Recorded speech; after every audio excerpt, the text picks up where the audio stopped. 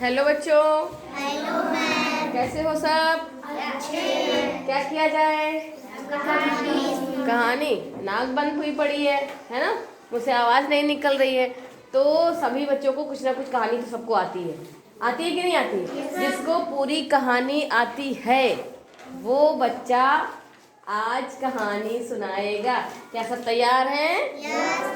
सब तैयार हैं? चलो भाई,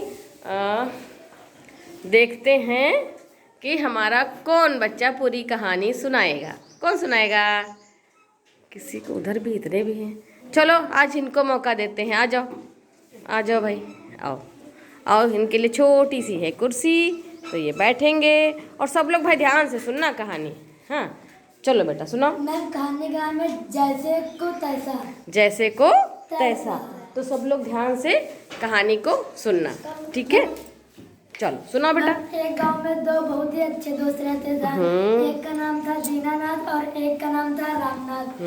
रामनाथ बहुत ही गरीब और ईमानदार इंसान था, जबकि वो दीनानाथ बहुत ही लालची और धनवान इंसान था और झूठा भी था।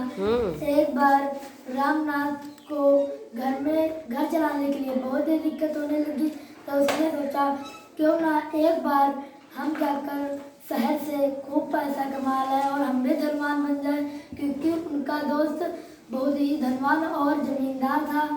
तो उनके पास, वो गरीब थे, उनके पास कुछ था तो है नहीं, सिर्फ एक मोटी लोहे की छड़ी थी। तो उन्होंने सोचा ये छड़ी किसको दूं?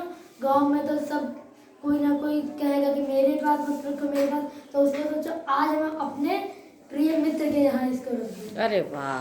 तो मैम उन्होंने रामनाथ के वहाँ दीनानाथ ने वो छड़ी रख दी। फिर क्या हुआ?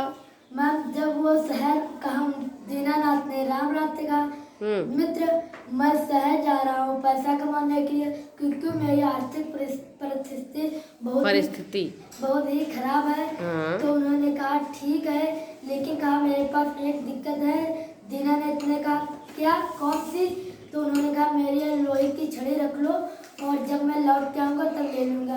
तो दीनानाथ ने कहा ठीक है, मैं इसे अपने भंडार कक्ष में रखूँगा। तो रामनाथ तो शहर चले गए और इधर दीनानाथ ने वो मैं छड़ी जो लोहे की थी मैं वो अपने भंडार कक्ष में रखवा दी। अच्छा फिर क्या हुआ?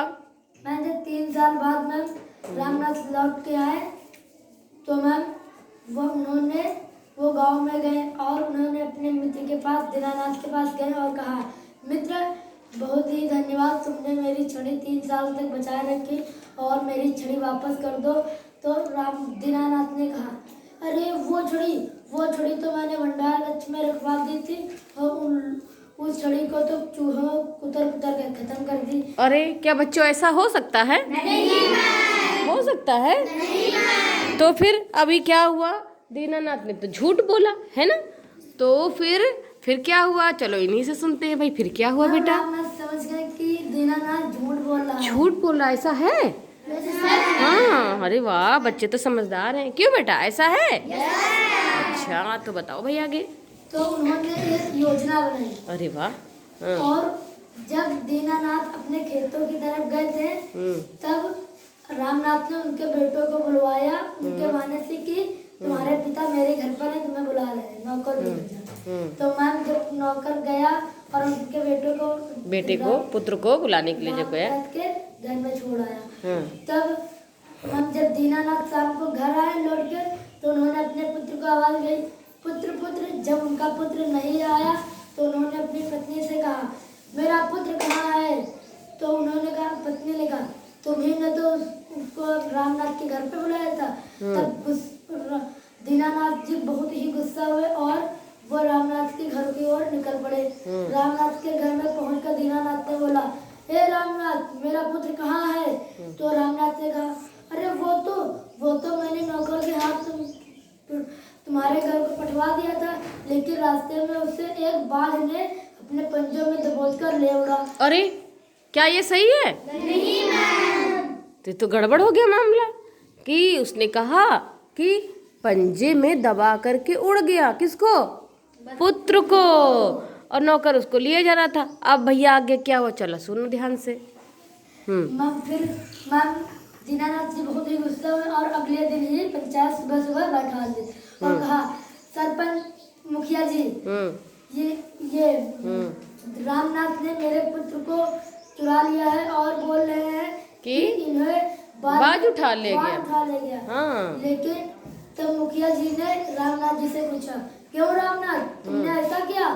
तो रामनाथ जी ने कहा नहीं तो मुखिया जी मैंने ऐसा कुछ नहीं किया, लेकिन जब अगर लोहे की छड़ी चूहे खा सकते हैं तो पुत्र को बाज नहीं उठा सकता। अरे ये तो बहुत बड़ी घटना हो गई। हाँ। मुखिया ने कहा तुम कहना, रामनाथ से कहा रामनाथ तुम कहना क्या चाहते हो, साफ साफ कहो। तो रामनाथ ने कहा कि जब मैं मेरी आर्थिक परिस्थिति बहुत, जब मैं गया था शहर कमाने के लिए तो अपनी लोहे की छड़ी दीनानाथ के घर पर छोड़ के गया था। मैंने सोचा था ये मेरा एक ईमानदार और अच्छा मित्र है, मैं इसके यहाँ रख दूंगा तो छड़ी सही सलामत रहेगी। लेकिन इन्होंने कहा कि लोहे की छड़ी मतलब मेरी छड़ी को चूहों ने कुतर डाला। अरे तो है ना, कितनी भयानक घटना हुई थी। देखो छड़ी को कहा था कुतर डाला चूहे ने। ये सब बताया किसने बताया? रामनाथ ने बताया मुखिया जी को। हाँ, फिर आगे क्या हुआ? रामनाथ ने कहा कि मुखिया जी सारी बात समझ गया और सब सरपंच और सब लोग अपनी बात समझ गए। और जब दीनानाथ को बुलाया गया और कहा कि ऐसा है, तो दीनानाथ ने सर झुकाते हुए शर्मिंदा होकर बोले हाँ।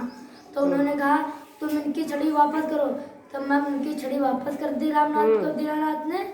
और मैम तभी उनका बेटा रामनाथ के पीछे से आया, बोले पिताजी चाचा जी ने मुझको अंकल ने मुझको बहुत ही मैम अच्छे से रखा, अच्छे अच्छे पकवान खिलाए, बहुत अच्छे अच्छे गेम खिलाए, मैम बहुत कुछ खिलाया और मैम अच्छे से रखा।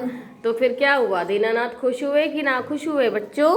खुश हो गए। उनका पुत्र उनको वापस मिल गया। और कहानी से हमें शिक्षा मिलती है कि हाँ, गद्दार और बेईमान दोस्तों से सावधान रहना चाहिए। तो आज की कहानी थी हमारे देखो भाई, आई किसने सुनाई? देखो ये जो है प्रीतु ने सुनाई आज की कहानी। प्रीतु ने सुनाई। तो प्रीतु हमारे अच्छे वाले बच्चे हो गए ना, प्रिय शिष्य हो गए। तो आज की कहानी हमारे प्रिय छात्र की जुबानी थी। तो सुनी सबने ना, क्योंकि मेरी आँख बंद हो रही है, खांसी भी आ रही, इसलिए मेरे से नहीं हो पा रही थी।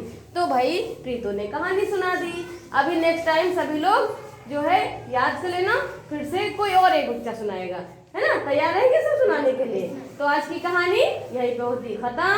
तब तक के लिए बाय बाय। मिलेंगे अगली कहानी में।